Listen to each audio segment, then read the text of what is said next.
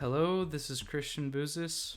Welcome to my video about French Melodie. This is supposed to be about 10 minutes long, and I have a lot of information to cover, so let's go ahead and get started. So we have French Melodie. Basically, it's essentially a French song in the 19th and 18th century, but it's got a lot of dramaticism. It's got a lot of connections to the German leader. So let's find out where French Melodie comes from. Predecessors of French Melodie. It comes from French chanson, which is French song, normally strophic, can be used for dance, and it comes out of French romance, which is French song that is pretty much simple in terms of its character. It's not too deep, not meant to be thought about too much. So where does it all change? It changes with Hector Berlioz. He writes typically for French romance. Actually, that's where he gets his start. That's where most of his music is in. But he decides to write this Les Nuits d'été, which is a cycle of French Melodie. It's actually the first cycle of French Melodie that we see, and in his writing of this cycle, we see many more descriptive figures in terms of accompaniment. We see more interaction between the voice and the piano, and we see a lot of expressiveness in the text. This idea of expressiveness, of being more, I guess maybe even romantic with song, really comes out of Schubert and what he's doing in Germany. So at this time, Schubert is basically creating these amazing German lieder. He's writing about 600 German Lied. He's doing these amazing things where he's able to really compose for a range of characteristics, for styles, for moods. He's getting a lot of emotion out of his music. And then we see this idea of piano and voice working together, and it's very influential. A lot of his contemporaries, a lot of composers that are able to hear Schubert's music are influenced by what he's doing, and that influence is driving a lot of change towards a more deep and a more dramatic song, and that's kind of the influence that gets us to French Melodie. So let's talk about the evolution of the genre. What's going on? Who are the key players, and what are they doing, right? So we started with Hector Berlioz with his French cycle. It's pretty obvious. We just talked about him. Next, we have Charles Gouraud. He's considered to be the father of melody. He composes over 200 songs. He also sets poetry in his songs to poets like Hugo, Musset, and others. Also, we have Ernest Chausson. He is a student of Massenet and Caesar Franck. This is one of those things where we actually see students of composers becoming to be more influential, and we have this idea of university playing into the development of song. So he was someone who composed about 50 melodies, and he introduced classical balance and form. He was someone who really liked structure in a lot of his melody. Next, we have Gabriel Fauré. He composes about 100 melody. He is friends with Curiosa and Edouard Rissler. They're both musicians. Rissler is a conductor, and they're able to work together on larger projects. Fauré uses poetry from a school of poets, the Parnason School of Poets. This is like another one of those almost university ideas where people are gathering to share information and to develop their craft. So we see a school of poets, just similar to like how we're seeing musicians in school. Fauré writes his Lydia, which is kind of this idea of tonality and modality. It's not very tonal. It's got a lot of chromaticism. And that's supposed to be a reflection of how it's in the Lydian mode, which is a lot of the pun in this music, as Lydian and Lydia is a very similar name. Next, we have Claudia Debussy.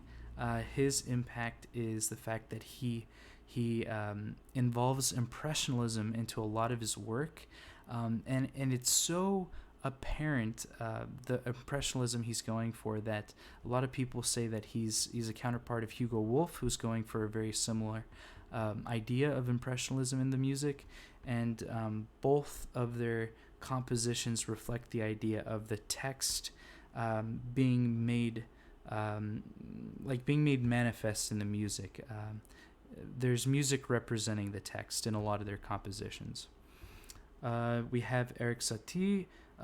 Really, such an amazing story that Satie gets to be friends with Debussy, Stravinsky, Picasso, like all these amazing musicians that are in Paris at this time.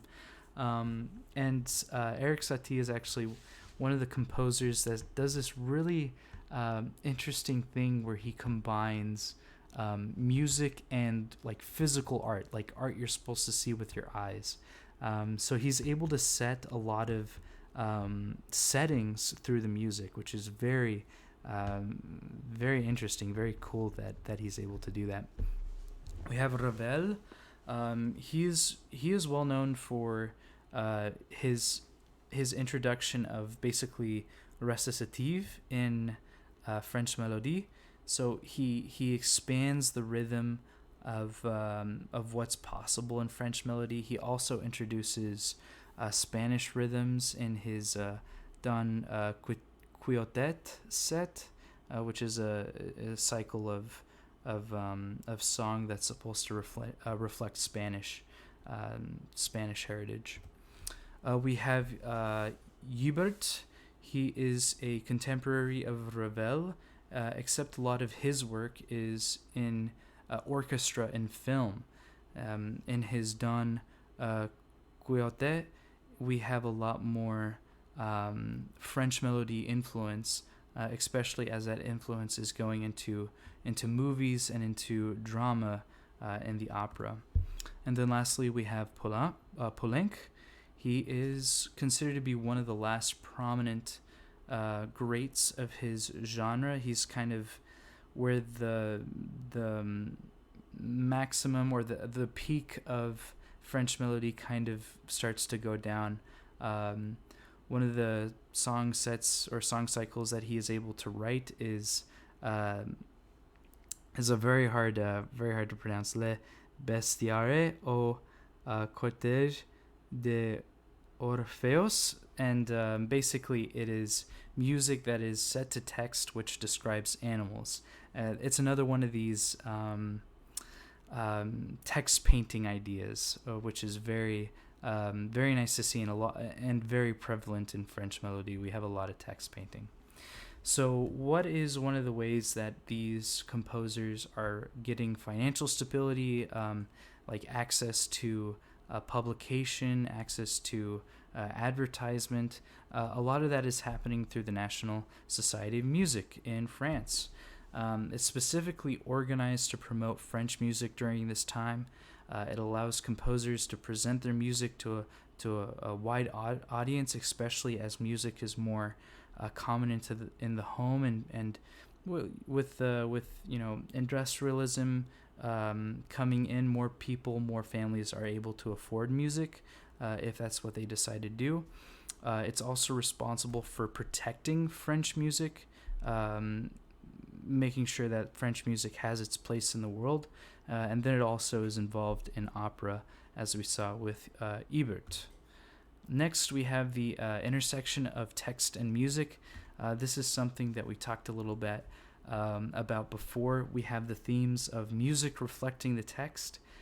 We have text painting. We have a lot of character in a lot of this music. One of the poets that we can look to for a lot of inspiration in what's going on, especially during the 19th and 20th century, is Victor Hugo. He's a French poet. He's all these things: a playwright, visual artist, statesman, a politician eventually. but he gets recognized as being one of the most influential writers of the 19th century, and he ends up working for Louis the 18th on most of his works, which is very impressive that someone would be able to do that and get recognized so quickly. So outside influences on the genre. So during this time, which is about, I want to say 1880 to what Poulenc's time was. So let me go ahead and, almost the 2000s. We have a couple things that happen. One of them being World War One, which is where Germany and France were basically at war with each other. Russia was also at war with Germany at this time, and so there was a lot of war going on. But probably the most influential event that happened in relation to French Melodie was World War II.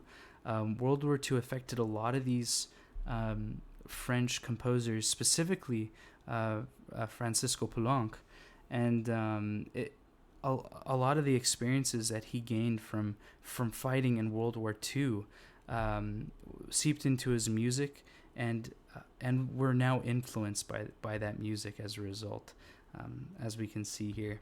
Specifically, one of the songs that Poulenc writes that influences, or that is completely influenced by these events, is his C. It's basically one of these songs that the French resistance is able to kind of unite together around, especially as they continue to sing music together. They continue to sing music together. They continue to write during World War II, especially as especially as Germany is coming in and then they occupy Paris.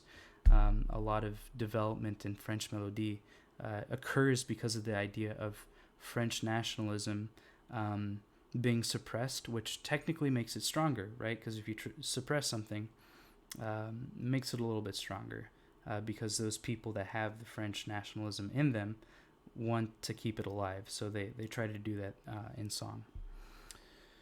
All right, so that was my presentation. We got to see kind of French Melodie start. We got to see some key figures. There's a ton of information, so I hope I did that in a timely manner. Probably not. But I hope you enjoyed, and I hope you give me a good grade. See you in class.